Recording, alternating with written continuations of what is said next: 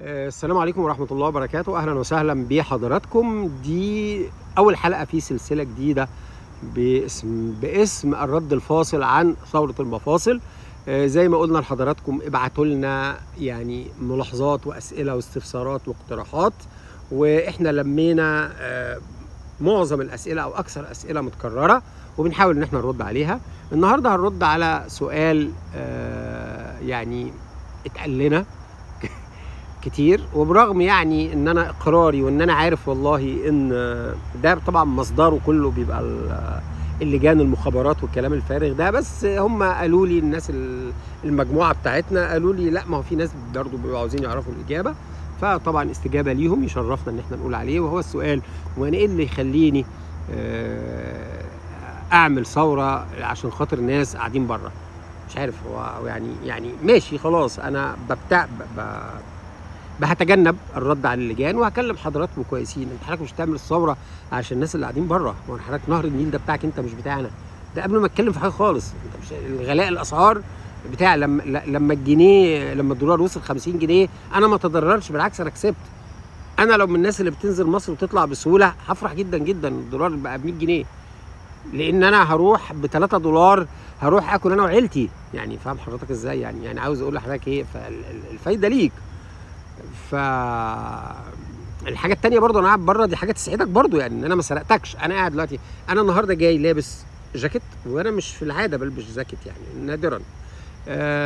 كنت جاي لابس لك نضاره شمس وقاعد في حته جميله جدا عشان ما اخشلكش من سكه اصل احنا تعبانين. لا، انا عاوز اخش لك من سكه. طب ويعني ما هو احنا لما نبقى قاعدين بره الله اعلم بينا، كل واحد وظروفه. في ناس لما سافرت بره تعبت جدا عما كانت عايشه جوه، في ناس كتير كده يعني. لكن انا الارض دي انا مش واخدها منك منعك الدخول منها، انا مش قافل عليك المنتزه وعملته ب50 جنيه. لا، الارض دي هنا في بلدنا بالشارع، في بلدنا دي، البلد اللي انا فيها مش ببلاش. محدش يقدر يقول ما انا ما خدتش منك الساحل الشمالي قفلته عليك عشان اجيب شويه قوادين وعاهرات يرقصوا فيه. انا ما خدتش فلوسك وبنيت بيها اعلى فندق واعلى، فكوني بره او جوه دي حاجه لا تدينني، لا تدني. يعني واخدني بال حضرتك ازاي؟ كل ده لسه ما اتكلمتش في الموضوع اصلا، بس هو السؤال انا شايف ان هو غبي جدا. مش الناس اللي بيستفسروا فيهم ناس طبعا على راسنا من فوق، لكن السؤال نفسه غبي. انت ما بتعملش الكلام ده يا ابني عشانك. لو انت ما عندكش مشكله اوعى تنزل. لو انت مش حاسس بالفقر ولا بالجوع ولا يفرق معاك نهر النيل اللي اتباع ده، اوعى تنزل. لو انت ما يفرقش معاك ان هو باع تيرانو صنافير ده ايه؟ دي اقل حاجه باعها. باع الساحل الشمالي، راح من العلمين والراس الحكمه والبحر الاحمر، راس جميله وراس بيناس، والنهارده بيقول لك في حتت بنقيمها دلوقتي عشان نبيعها ما قلناش ايه اصلا. ولا هيقول لك لو الكلام ده مش فارق معاك تنزل ليه؟ اعتبر ان احنا ناس مخربين ووحشين، اوعى تنزل.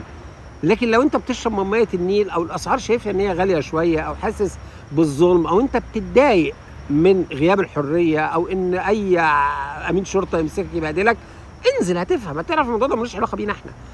انا لسه ما اتكلمتش في الموضوع. تعالى بقى نتكلم في الموضوع بشكل يعني عقلاني شويه. هي اي ثوره طبعا لها ادوار، يعني اكيد يعني كلنا عارفين كده. ففي حاجه اسمها الجانب التخطيط وجانب الفكره والاعلان وكده، وفي الجانب التنفيذي. هل في حد في مصر يقدر يخطط لثوره ويعلن عنها وينشرها هو في مصر؟ طب احنا هنستهبل؟ انت هتصبط، انت عارف ان مفيش. هنهزر ولا ايه؟ ده انت لو بتفكر، وانت بتفكر كنت مسكت قبل ما تتكلم. انت عارف دي حاجه تدين النظام وتخليك مصر اكتر ان انت تسقطه، لان هو لا يسمح باي حريه تعبير.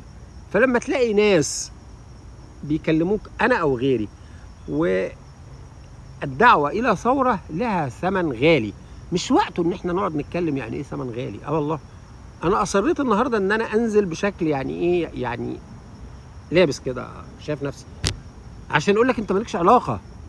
انت مفروض ما تتهمنيش ان انا قاعد في بارك في نيوجيرسي لان انا ما اقتطعتوش منك. تقول والله كويس ان الناس دي لما سافرت ما نسيتش بلدها. احنا لو ما عملناش كده نبقى واطيين. الدور ده محدش يقدر يعمله غير واحد قاعد بره مصر. مش شرط خالد بقى، ناس كتير بيقوموا بيه، مش شرط خالد يعني، لكن جوه مصر تعمله ازاي؟ هو خميني لما عمل الثوره بتاعت ايران كان يعرف يعملها من جوه ايران؟ اكيد طبعا لا. واكيد اللي بيثير الاسئله في الاصل عارف وفاهم، لكن احنا بنقول ليه؟ لان الناس معذوره، الناس معذوره. والله الخداع كبير جدا. الله يرحمك بقى، الله يرحم الدكتور مرسي يا رب، لما قال الصحراء كتير. احنا عايشين وسط صحراء، فيجي يقول لك ايه؟ شفت يا عم انت فقير وغلبان ومش لاقي تاكل والناس من بره. طب ما هو الناس من بره دي ما سرقكش، حاجه كويسه جدا من بره. ده لو من جوه بيقول لك الكلام ده تديله بالجزمه، لكن لما من بره دي ما سرقكش. فعاوز اقول لك من حقك. طب ايه رايك بقى؟ كل المكان اللي انت شايفه ده واحد مثلا من، مش اقل من مثلا، والله اعتقد اكتر من 1000 مكان في ولايه واحده اللي هي نيوجيرسي. مفيش حاجه اسمها ان فلوس، انت تدفع فلوس وانت داخل، ولا تركن فين، ولا تعمل ايه، ولا ويعمل لك مكان للشوايه ومكان للمش عارف ايه. بلاش طبعا، يقول لك من ضرايبك. فانت سايب الراجل اللي عمل فيك، اللي قفل عليك الساحل الشمالي كله وخد فلوسك وفلوس ابوك وباع المصانع وباع الارض ولسه بيها كده وجايبها اساسا كلها من اولها، وجاي بتقول لك ايه؟ اصل في ناس قاعدين بره. طب انت مالك؟ يقعدوا بره ولا يقعدوا جوه؟ مالكش دعوه يعني، خالد او غير خالد يعني. فاتمنى ان يكون ده الرد على الاستفسار، ولازم نكون صراحه مع بعض يا جماعه. الوقت ما فيهوش مجاملات، الوقت ما فيهوش مجاملات. زي ما بقول لكم، والله النهارده رئيسه الوزراء بتقول في حته بنقيمها وهنبيعها. حتى بطل يعني، الاول كان يجي يقول لك ايه؟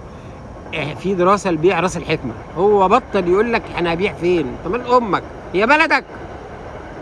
فيجي واحد يقول لك اصل انت بتتكلم بره ليه؟ انت مش نازل لي يا حبيبي، مش نازل لي ماشي. ولو كويسه يا ريت حضرتك تدعو الى ثوره وانت جوه، تدعو الى ثوره وانت جوه. تمام. نشوف حضراتكم على خير. واسف يعني لو كنت انا بتكلم بصراحه، لان مفيش وقت للمجامله.